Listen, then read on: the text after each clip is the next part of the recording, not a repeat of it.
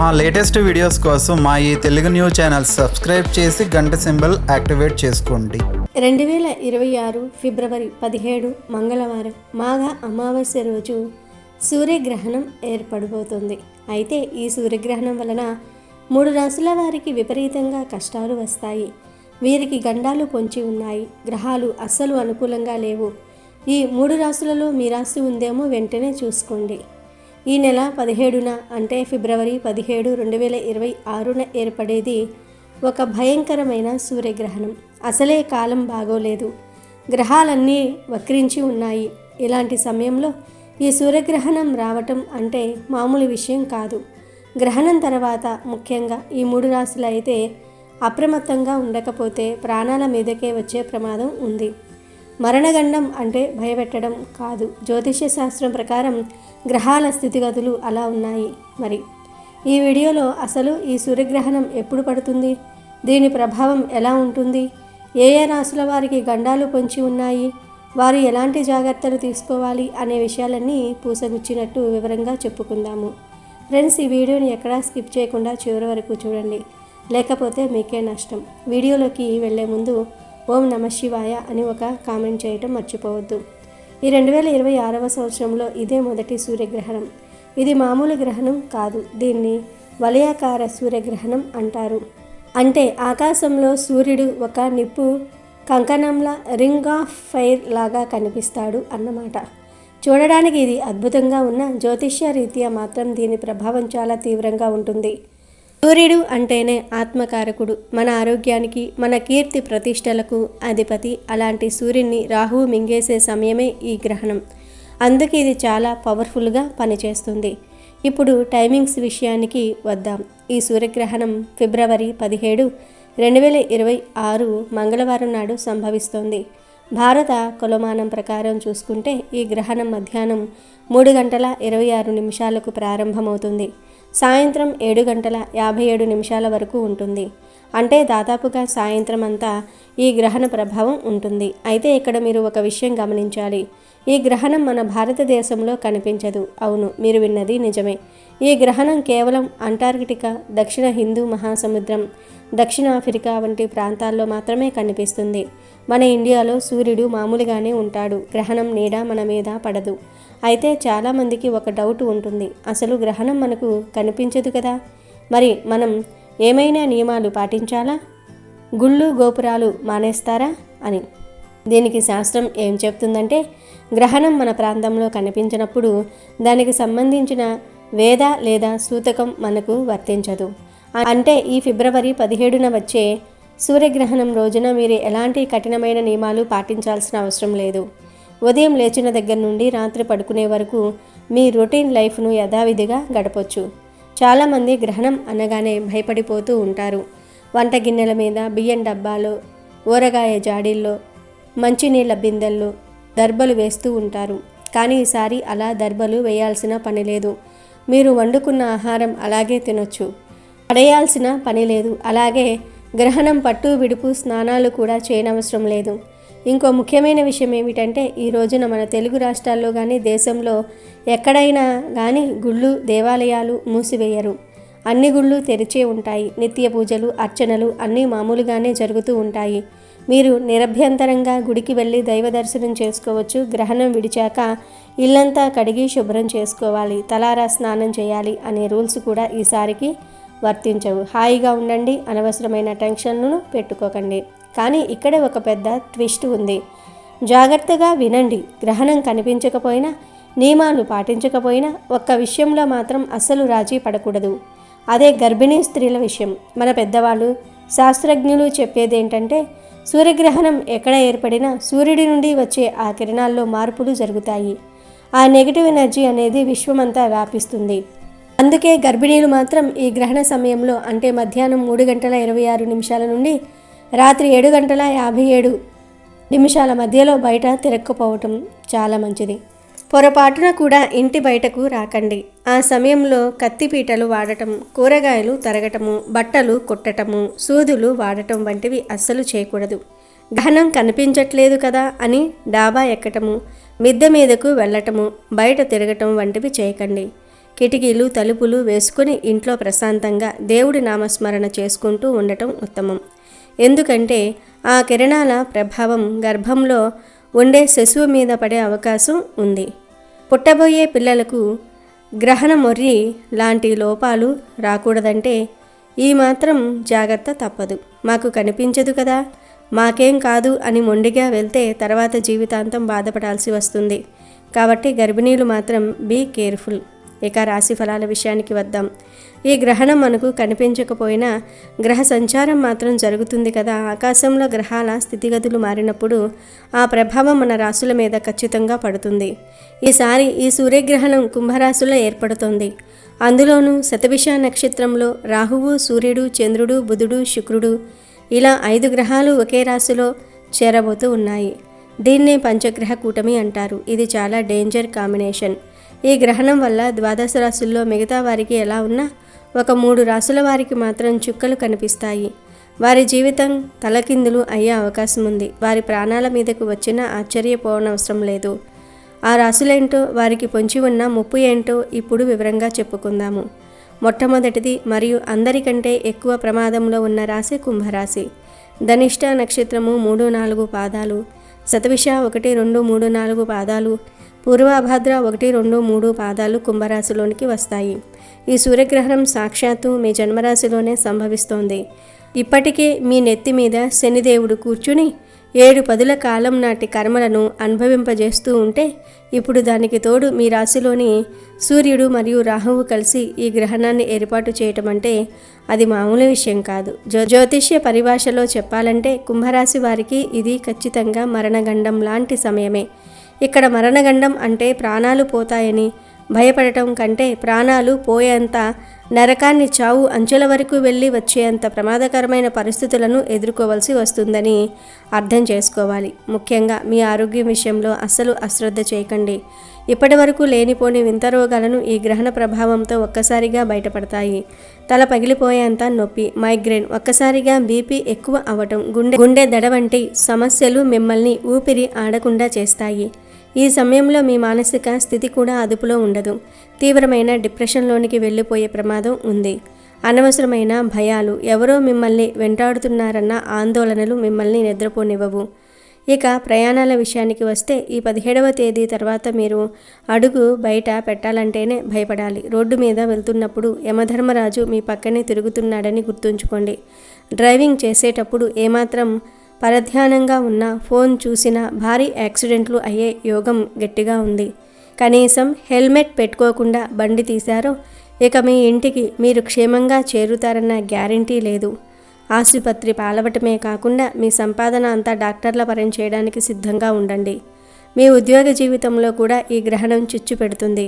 మీరు చెయ్యని తప్పుకు మిమ్మల్ని బలి పశువులను చేస్తుంది.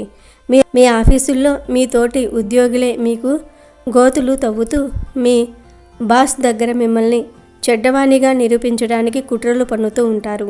ఈ సమయంలో ఆవేశపడి ఉద్యోగం మారాలని చూశారో ఉన్నది ఊడి కొత్తది రాక రోడ్డున పడే ప్రమాదం ఉంది. వ్యాపారస్తులకు ఇది కోలుకోలేని దెబ్బ. మీరు ఎక్కడ పెట్టుబడి పెట్టినా అది బూడిదలో పోసిన పన్నీరే అవుతుంది. మీ పార్ట్నర్లు మిమ్మల్ని నట్టేట ముంచి పారిపోయే అవకాశం ఉంది. ఇక ఇంట్లో కూడా ప్రశాంతత ఉండదు. భార్యాభర్తల మధ్య చిన్నపాటి వివాదాలు కాస్త ముదిరి విడాకుల దాకా వెళ్తాయి. మీ నోటి దురద వల్ల, ఆవేశం వల్ల జీవితాంతం తోడుండే బంధాలు తెగిపోయే ప్రమాదం ఉంది. కుంభరాశి వారు ఈ గండం నుండి బయటపడాలంటే గ్రహణం మరుసటి రోజు ఆలస్యం చేయకుండా వెంటనే ఏదైనా పురాతన శివాలయానికి వెళ్ళి రుద్రాభిషేకం చేయించుకోండి.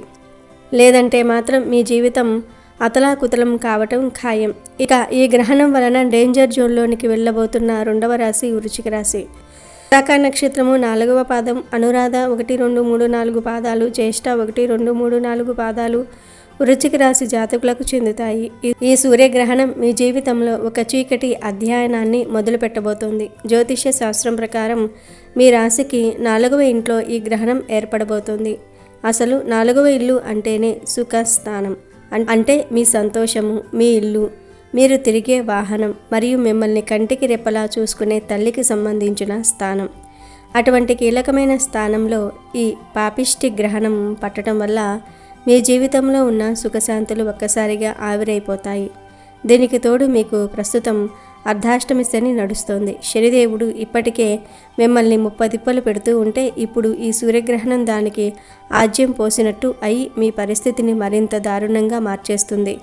ఈ సమయంలో వృశ్చిక రాశి వారికి అతి భయంకరమైన యాక్సిడెంట్ గండం పొంచి ఉంది. మీరు రోడ్డు మీద నడిచినా బండి మీద వెళ్ళినా 1000 కళ్ళతో చూసుకోవాలి. ఏమాత్రం అజాగ్రత్తగా ఉన్నా కాళ్ళు చేతులు విరిగి ఆసుపత్రి బెడ్ మీద నెలల తరబడి పడుకోవాల్సిన పరిస్థితి వస్తుంది. ముఖ్యంగా ఈ సమయంలో కొత్త వాహనాలు కొనాలనే ఆలోచన ఉంటే వెంటనే విరమించుకోండి. ఈ గ్రహణ కాలంలో కొనే ఏ వస్తువు కూడా మీకు కలిసి రాదు. పైగా ఆ వాహనం వల్ల మీకు ప్రాణహాని కలిగే అవకాశం కూడా ఉంది. అది కేవలం రిపేర్లకే మీ జేబు ఖాళీ చేస్తుంది తప్ప మీకు సుఖాన్నివ్వదు. అంతేకాదు మీ తల్లిగారి ఆరోగ్య విషయంలో ఈ గ్రహణం తీవ్రమైన ప్రభావాన్ని చూపిస్తుంది. ఆవిడ ఆరోగ్య పరిస్థితి గాలిలో దీపంలా మారుతుంది. చిన్నపాటి నలతగా మొదలై అది ప్రాణాపాయ స్థితికి దారితీసే ప్రమాదం ఉంది. కాబట్టి ఆవిడ విషయంలో ఎంతో జాగ్రత్తగా ఉండాలి. ఏమాత్రం తేడా కనిపించినా వెంటనే పెద్ద డాక్టర్లను సంప్రదించటం మంచిది.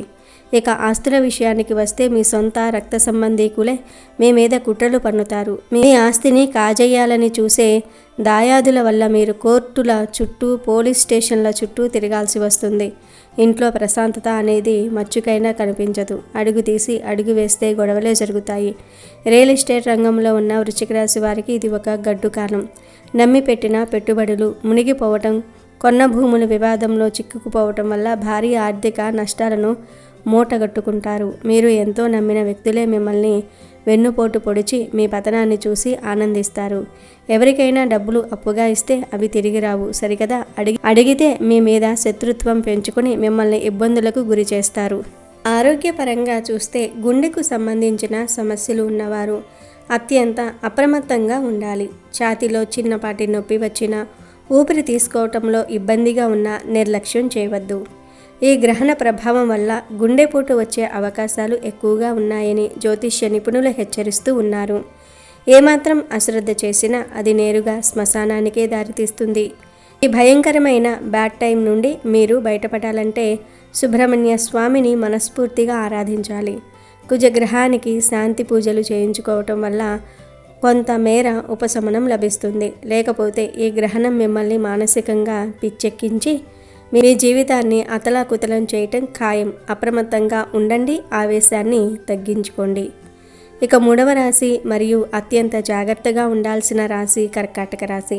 పునర్వసు నక్షత్రము 4వ పాదము, పుష్యమి 1, 2, 3, 4 పాదాలు, అశ్లేష 1, 2, 3, 4 పాదాలు కర్కాటక రాశిలోనికి వస్తాయి. కర్కాటక రాశి వారు ఈ నెల 17వ తేదీన క్యాలెండర్లో ఎర్రటి రంగుతో గుర్తు పెట్టుకోండి. ఎందుకంటే ఆ రోజు మీ జీవితంలో ఒక భయంకరమైన మలుపు రాబోతోంది. ఖగోళంలో జరిగే ఈ సూర్యగ్రహణం మీ రాశికి 8వ ఇంట అంటే అష్టమ స్థానంలో సంభవిస్తోంది. జ్యోతిష్య శాస్త్రం ప్రకారం అష్టమ స్థానం అంటేనే ఒక చీకటి గది లాంటిది.